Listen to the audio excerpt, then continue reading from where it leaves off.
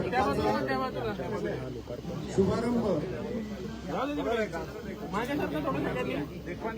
लोकनेते जनसेवक सन्माननीय श्री किशनराव कथोरे साहेब यांच्या शुभ हस्ते संपन्न आहे.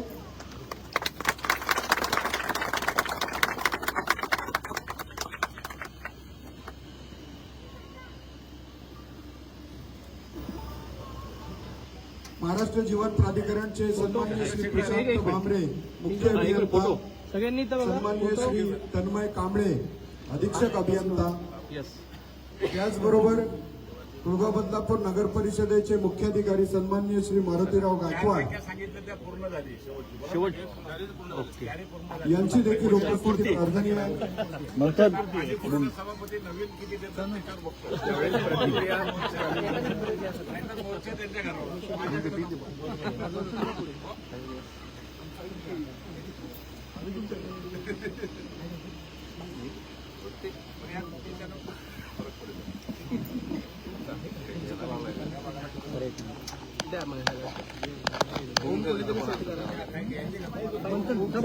पुढे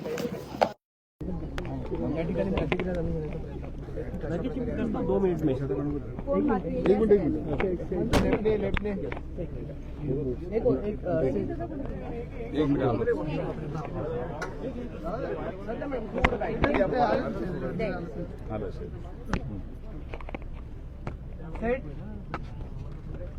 तुझ्याकडेच बघतो.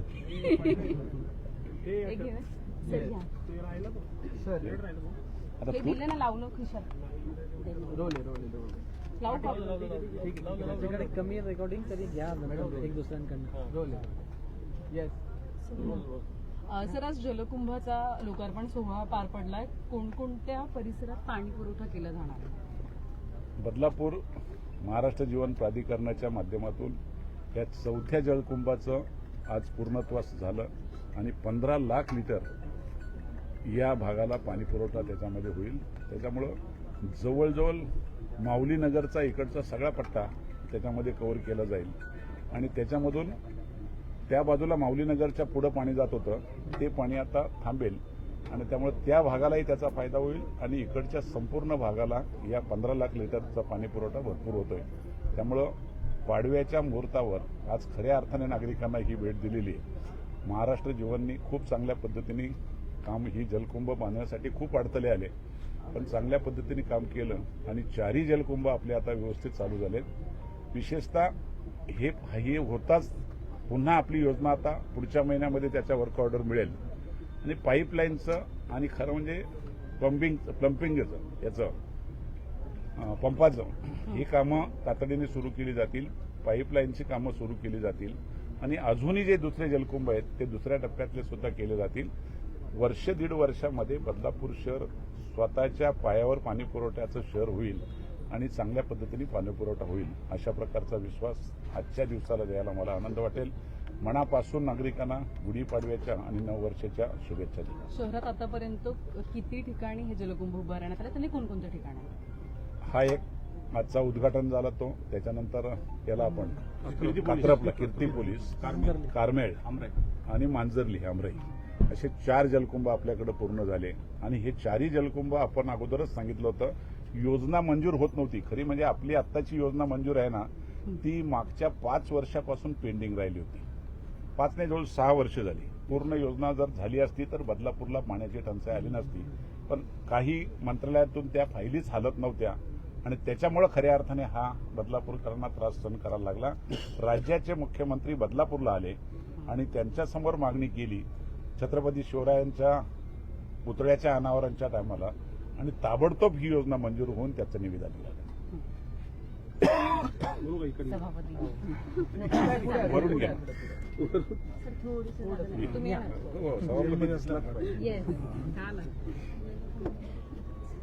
सर आज लोकार्पण सोहळा पार पडतो, काय सांगाल, काय आवाहन?